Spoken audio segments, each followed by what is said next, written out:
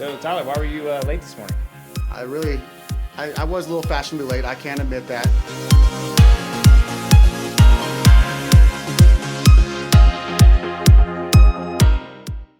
I don't mind telling you because we do like to shoot the breeze a little bit and just have a conversation about what's happening in our day-to-day. Literally today at 7 a.m. I just listed a property yesterday, got a call from the seller, and literally we're like, hey, my alarm's going off. I was like, I'm hearing this at 7 a.m. I'm like, okay. What's going on? He's like, my fire alarm's going off. My neighbor's telling me that it's going off.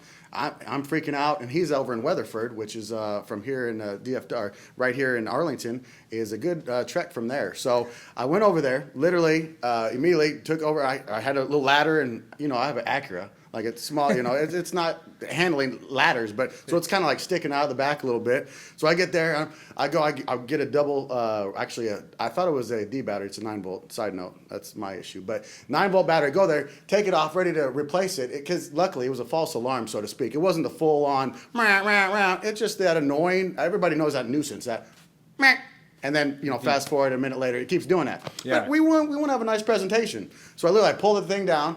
And then I look, and it's not for a 9-volt. It's apparently there's a 123 battery, which I had never seen. Call me naive. But so I have the wrong battery, and it's still going, meh, meh. So it's like I got this ticking time bomb as far as I'm concerned. So I just have to go over to the Quick Trip and literally go buy these batteries, which are overpriced. And you know me, I like to be fairly frugal. And buying batteries are like $8 a pop just for a little, well, that ain't right. I'm not okay with that. So that's literally when I told you I was going to be a little later, that's my 5-alarm fire. I was able to get those batteries, put that bad boy back in, boom, put it up there. And I'm not gonna lie, the seller that I'm representing was super thankful. Like, hey, thank you so much. I didn't expect you to go run and do that, but as you know, we're gonna go above and beyond. If there's an issue, our client's concerned, we're gonna go take care of that too. So I know you help rescue fires and you do things to help rescue loans as well too. Yeah, and that's a good transition because one of the clients that we just talked to the other day was under contract for their dream home. And the lender that they chose to work with ultimately let them know the day before closing that they don't qualify.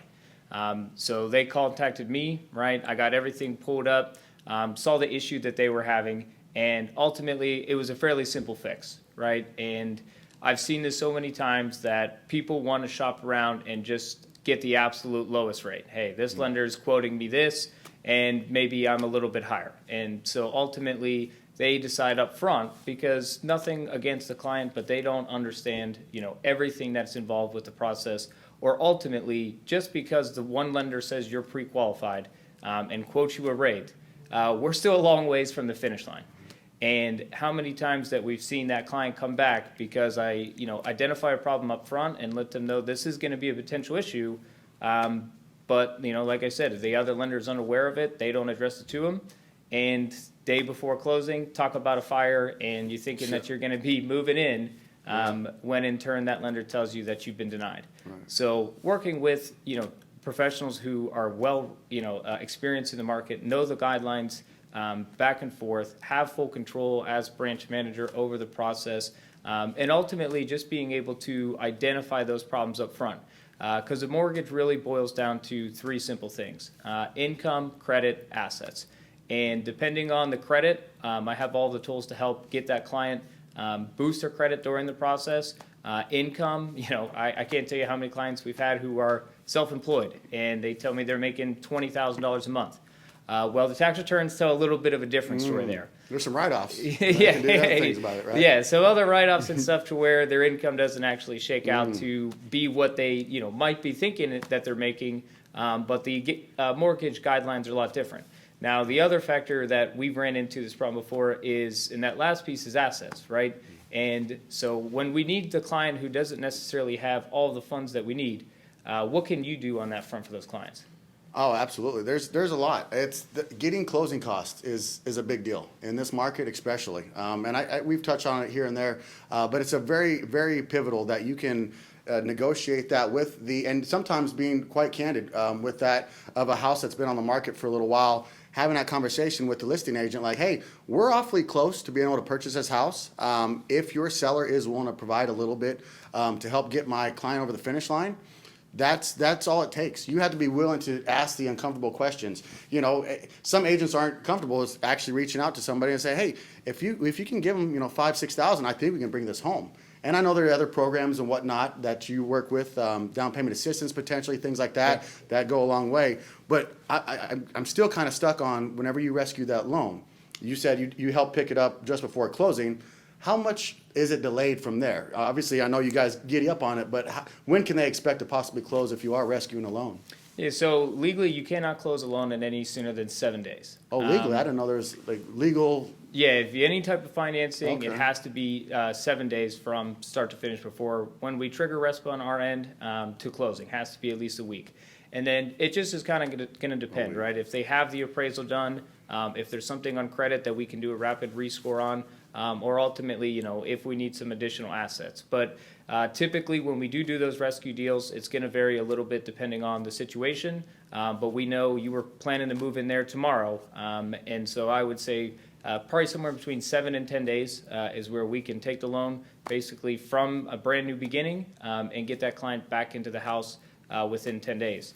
And I know you touched on the closing costs. Is there a difference there between like a pre-owned and new construction, or what are you seeing on those differences? Right.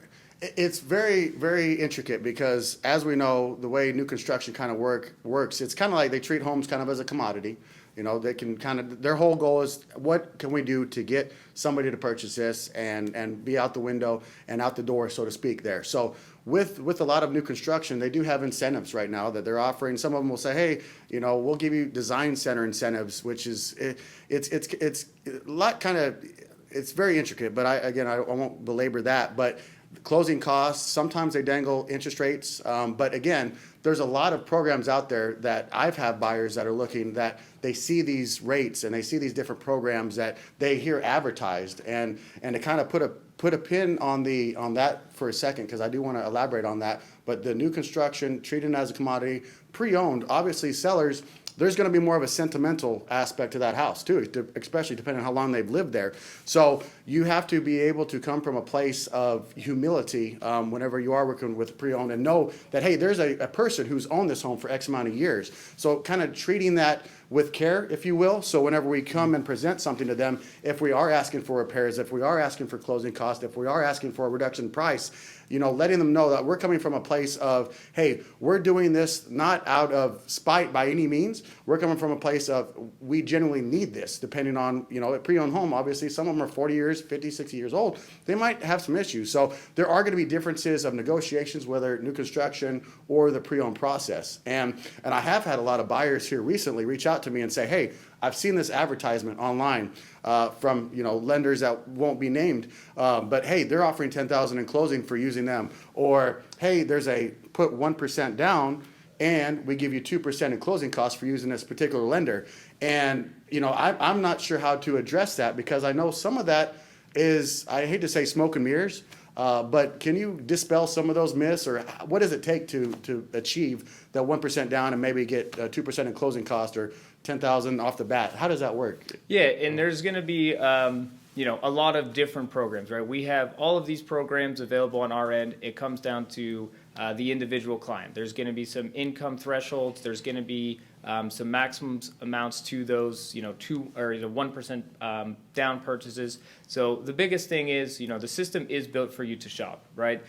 So I know where I am and kind of what we offer on our end, and I have no problem with the client going and getting different options. But you also have to be careful, because like I said up front, what one lender is telling you on rate or program right up front doesn't mean that that's how the numbers are going to shake out to be, or even if you actually qualify for that program, right? So it's important to know up front, right, that you are going to qualify for those programs.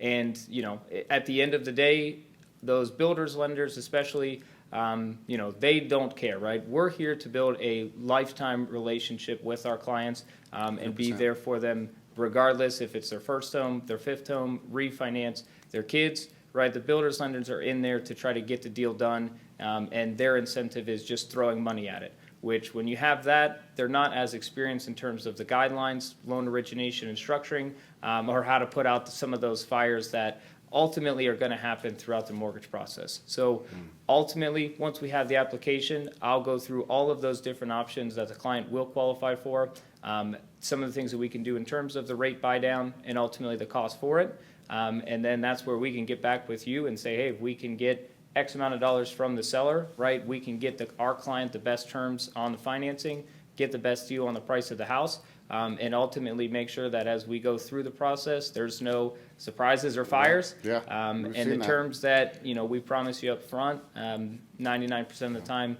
they're going to be even better by the time we get to closing. Because there have been a couple buyers that I've worked with that said, hey, I'm already pre-qualified. I'm all good. And the lender's giving me X amount in closing costs. I'm like, really? And then, it's always good to kind of shop around to find the best rate and find the best terms, if you will. And whenever I ask them to kind of, if you do want to kind of talk with another lender, kind of see what else is out there, they're not all the same. Some pride themselves on great customer service, but have terrible rates. And some have wonderful customer service, but the terms and rates are, so it's hard to find that balance. And that's what I like working with you, because you do have a higher standard on both those equitable tables. So with that, whenever somebody I've seen that says, hey, I've been pre-qualified, I've gotten this, 10,000, well, lo and behold, they let me know, 2 weeks into it, oh, they're not doing that anymore and this and that. And I'm like, well, okay, did we talk with Ryan as well? And no, I haven't, but then they would talk to you, and then you're able to kind of have an honest conversation, because so many times they set the expectations so astronomical that once they're actually into it, that's kind of, I don't know if that's maybe sometimes of other companies, that's what they do, promise the moon, and you're back on earth. After 2 weeks, maybe you're worn out that you don't even want to go through the process again. So you have been through a lot of situations that you've been able to talk to somebody who's already been in the process for 2 weeks once they were misled, and then you help pick them up. So I mean, it's a huge deal to be able to have that credibility and be honest with them up front, because I know you don't want to you want to set expectations reasonable. Yeah, absolutely. And that's where, I go the extra mile for all of my clients, right? If we get their application and their credit's set 620, but they could easily pay down a credit card, or we could get a medical collection deleted, or something along the way to where it's going to result in the client ultimately getting better terms by, paying off their own personal debt, instead of just what you're going to get out there is most lenders are just going to run it. Where you're at's where you're at, and, they don't care to help you improve your situation to get even better terms by when we get to closing. So I'm extremely thorough. We do it after we do the pre-qualification, I do a half-hour client consultation to go through all of their finances and make sure that up front, right, in terms of the monthly payment, the cash to close, and all of those other different programs that are available to the client. They have all the information they need to ultimately make the best decision for them and their family. At the end of the day, it's one of those things that there are so many myths, there's so many things that happen in this business. The best way to sort through all that, just talk with us, reach out to us. He's always here on the lending front. I'm here. You're a real estate agent. If put in that position, I would love to work with you. Reach out to us, and we're happy to have an honest conversation. We're here 24/7. Absolutely, guys. Don't ever hesitate to reach out. The application's always free, and like Tyler said, we pride ourselves on service. So please feel free, reach out, and look forward to working with you soon. Sure.